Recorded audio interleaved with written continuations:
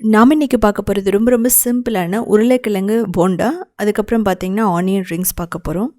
North இந்தியாவில் பட்டாட்டா வடான்னு சொல்லுவாங்க. எப்படி செய்கிறதுன்னு பார்க்கலாம். இதுக்கு 4 உருளைக்கிழங்கு நல்லா வேக வச்சு எடுத்துக்கணும். எடுத்துட்டு நம்ம கட் பண்ணிக்கலாம். அதுக்கப்புறம் எண்ணெய் ஒரு 2 டேபிள் ஸ்பூன் ஊற்றிட்டு கடுகு, கருவேப்பிலை, பச்சை மிளகாய், இஞ்சி, பூண்டு எல்லாம் போட்டுக்கலாம். பெருங்காயம் இதெல்லாம் போட்டு இதை வந்து லைட்டாக வதக்கலாம். ஒரு 50 செகண்ட் மட்டும் நீங்கள் வதக்கலாம். இதுக்கப்புறமா மஞ்சள் தூள், மிளகாய்த்தூள், தேவைப்பட்ட கொத்தமல்லி தூள் கூட போட்டுக்கலாம். இப்போ வேக வச்ச உருளைக்கிழங்கு போட்டு உப்பு போட்டு நல்லா மசிச்சு விட்டுக்கலாம். ஸோ நீங்கள் குக்கரில் ஒரு 3 விசில் விட்டுட்டிங்கன்னா உருளைக்கிழங்கு வந்து நல்லா மசிஞ்ச மாதிரியே ஆகிடும். இப்போது நம்ம கொத்தமல்லி போட்டுட்டு ஆஃப் பண்ணிடலாம். இது வந்து பார்த்திங்கன்னா உடனே உருண்டை பிடிக்கிறத விட நம்ம ஆற வச்சுட்டு பிடிச்சா ரொம்ப ஸ்டிக்கி இல்லாமல் இருக்கும். ஸோ அதனால் இதை ஆற வச்சுருவோம். இதுக்கப்புறம் ஒரு பவுலில் கடலை மாவு, அரிசி மாவு, பெருங்காயம், மிளகாய்த்தூள், மஞ்சள் தூள், உப்பு தேவையான அளவு போட்டுட்டு முதல்ல கட்டி இல்லாமல் நல்லா மிக்ஸ் பண்ணிக்கலாம். இதுக்கப்புறமா வந்து தேவையான அளவு தண்ணி ஊற்றிட்டு ஒரு திக்கான பேட்டர் மாதிரி பண்ணணும். அதாவது நம்ம உருளைக்கிழங்க அந்த ஸ்டஃபிங் வந்து உள்ளே போடும்போது நம்ம என்ன ஆகும்னா நல்லா அது கோட் ஆகிருக்கணும். தின்னாக இருந்ததுனாலும் நல்லா இருக்காது. இப்போ பேக்கிங் சோடா போட்டுட்டு ஒரு 1/4 டீஸ்பூன் போட்டு நல்லா மிக்ஸ் பண்ணிக்கலாம். இது பார்த்திங்கன்னா ஒரு 5-8 நிமிஷத்தில் நல்லா ஆறிடுச்சு. இப்போ நீங்கள் பிடிக்கும்போது என்ன ஆகும்னா அது வந்து ரொம்ப ஸ்டிக்கி இல்லாமல் இருக்கும். ரொம்ப பர்ஃபெக்டாக அந்த உருண்டை வந்து பிடிக்க வரும். ஸோ நீங்கள் இது மாதிரி பண்ணிக்கலாம். இல்லை அப்படின்னா இதை வந்து நீங்கள் என்ன பண்ணலான்னா நைட்டு பண்ணிவிட்டு நம்ம வந்து அடுத்த நாள் பண்ணுறதுக்கு நைட்டு பண்ணி ஃப்ரீசரில் வச்சுக்கலாம்.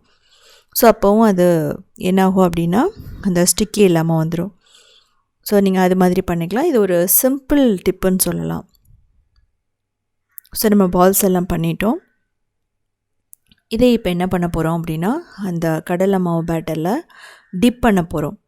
ஸோ நல்லா நனைச்சி இது எடுக்கணும். நல்லா கோட் ஆகணும். அந்த மிக்சர் வந்து நல்லா திக்காக இருக்கணும். பாருங்கள், இந்த அளவுக்கு திக்காக இருந்தால் மட்டும்தான் உள்ளே இருக்கிற அந்த உருளைக்கிழங்கு வந்து வெளியே வராது.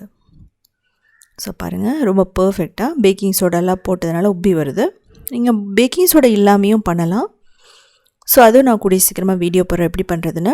ஸோ இதில் வந்து பார்த்தீங்க அப்படின்னா நல்லா கிறிஸ்பியாக கோல்டன் ப்ரௌனாக வர வரைக்கும் நல்லா ஃப்ரை பண்ணி எடுக்கணும். இதில் வந்து நீங்கள் லோ ஃப்ளேமில் வைக்கக்கூடாது. ஸோ நல்லா வந்து ஒரு மீடியம் டு ஹை ஃப்ளேமில் வச்சுட்டு நம்ம ஃப்ரை பண்ணி எடுத்துடலாம். ஸோ நம்ம பர்ஃபெக்டான அந்த பட்டாட்டா வடா நமக்கு ரெடி ஆகிடுச்சு.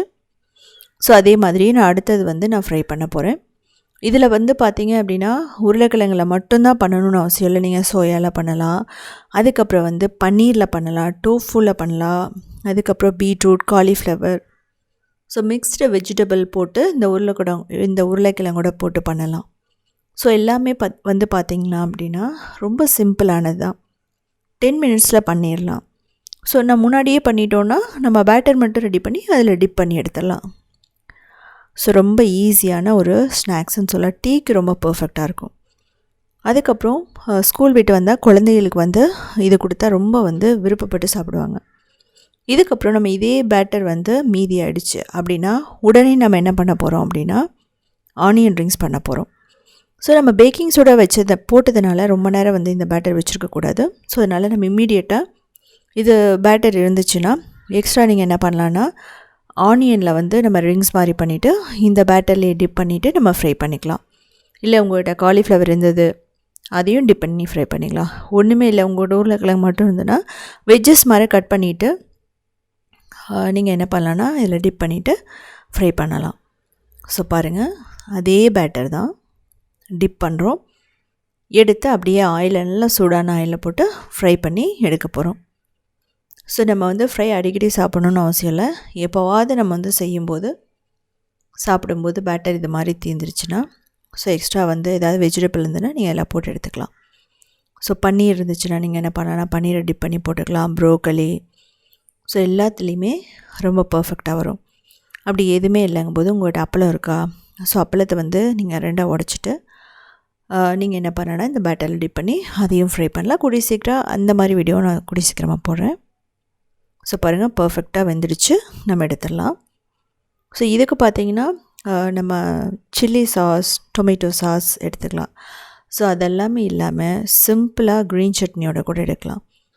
ஸோ இல்லை நான் டீ எல்லாம் குடிக்க மாட்டேன் அப்படிங்கிறவங்க வந்து என்ன பண்ணலாம் அப்படின்னா சாஸோடு எடுத்துக்கலாம். டீ குடிக்கிறவங்க இது வந்து டீயோடு எடுத்துக்கலாம், ரொம்ப சூப்பராக இருக்கும்.